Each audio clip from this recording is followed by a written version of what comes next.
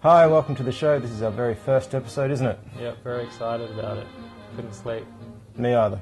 Had real trouble. I ended up watching quite a few episodes of My Little Pony. Yeah? Yeah. Nice. You got bagged out at work the other day for that, didn't you? It's alright, people like just football. couldn't accept it. People like football. I like My Little Pony. Whatever. Nothing bad about that. Yeah. What are we talking about today?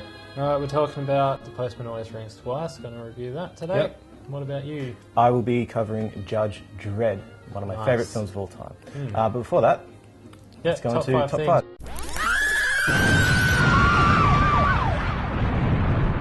Okay, so my top five this week are Sherlock Holmes, Kevin Smith's Batman Cacophony, the new Judge Dredd film. This is going to look really cool from the trailers. The Amazing Spider-Man, really looking forward to this nice fresh reboot. And of course, the upcoming wedding. And in my top five, I have editing because I'm doing that day and night. Horses because that is what I'm editing. Trap Code Particular because I'm trying to learn it. The Perth Revelation Film Festival, which is currently happening, and then Crispin Glover, who is attending the Revelation Film Festival. So yeah, the Perth Revelation Film Festival, guys, it's on. There's some good movies I checked out the other night. Your Sister's Sister, written and directed by Lynn Shelton, described as one of the great highlights of the Tribeca Film Festival. Would you agree with that? Oh, it was a good movie. I don't know what's at the Tribeca Film Festival, but I liked it. It was funny. It really only had three people in the whole movie. Right. Romantic comedy. It's funny. The review? The review. Cool. The Postman Always Rings Twice stars John Garfield as the drifter Frank Chambers and Lana Turner as the beautiful femme fatale Cora Smith. Cora and Frank fall in love, and together they plot the murder of her husband. The film is considered a timeless classic of the film noir period, but I can hardly call it timeless. In fact, the film really shows its age, most noticeably from the performances given by the two leads. I couldn't help rolling my eyes and snickering every time they graced the screen. It's the supporting cast that make this film anything worth remembering. Cecil Kellaway is adorable, playing Cora's aging husband, Nick. I'd like to see him get plastered like that some night and drive off a cliff. And Leon Ames is just awesome as the district attorney trying to plot Frank and Cora against each other. You crowned him from behind. Then she slid out on the running board, held the wheel and started the car. But for me, the shining light was Hume Cronin, playing Arthur Keats, the Jewish lawyer who helps Frank and Cora escape the death penalty. I'll tell her what's good for her to know, and that's all. Under Jewish lawyer stereotype on Wikipedia, it describes words like clever, greedy, exploitative, and dishonest. And Arthur Keats is all this. Kyle. The film has many twists and turns, keeping it interesting until its gloriously tragic ending.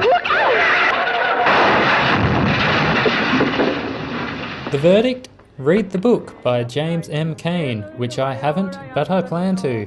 Or maybe you would like to try the 1981 remake starring Jack Nicholson and Jessica Lange. But I warn you, this is a slow unfolding drama, so you might want to save it for a stormy day when you have no plans to move from the couch.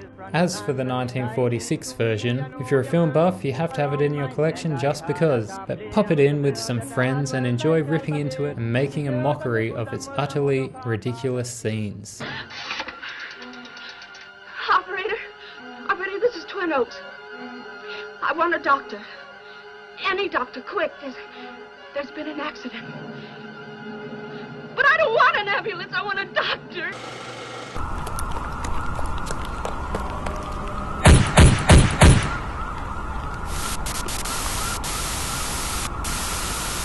Alright, so I'm doing my little discussion review on Judge Dredd. I'm talking about the 1995 version though, not the new remake that's coming out.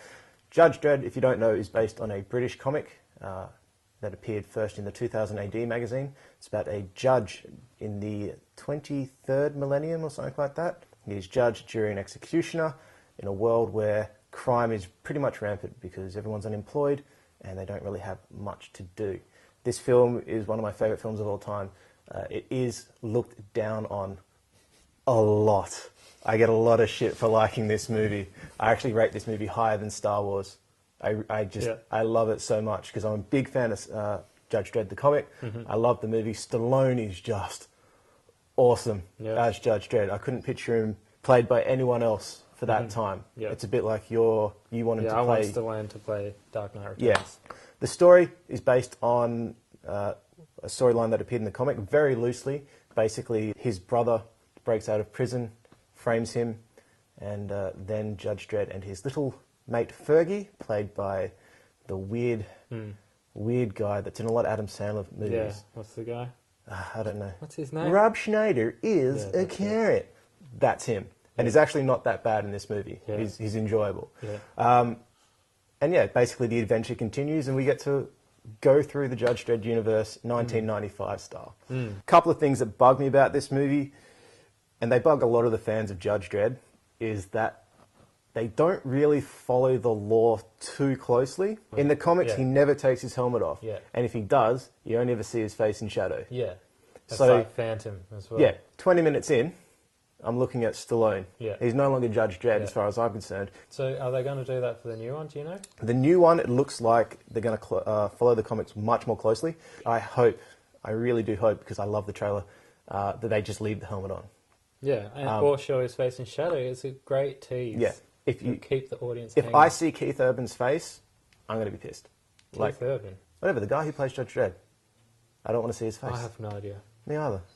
So the actor, he looks like Judge Dredd in the new one, but Stallone is a perfect Judge Dredd for the 1995 movie. This is, as a kid, this was the coolest thing in the movie, and as a grown man, I still love this.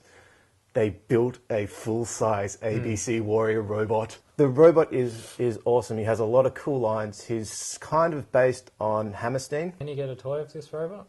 You can get model kits that are still around. I'm eyeing one off on eBay that I kind of want to grab. Yeah. But I know there's this guy in England who makes a 1-to-1 scale replica of their head as a resin cast. I think you've shown me that. Probably have. Yeah. That's running like $300 or something, which would be totally pretty worth ratchet. it.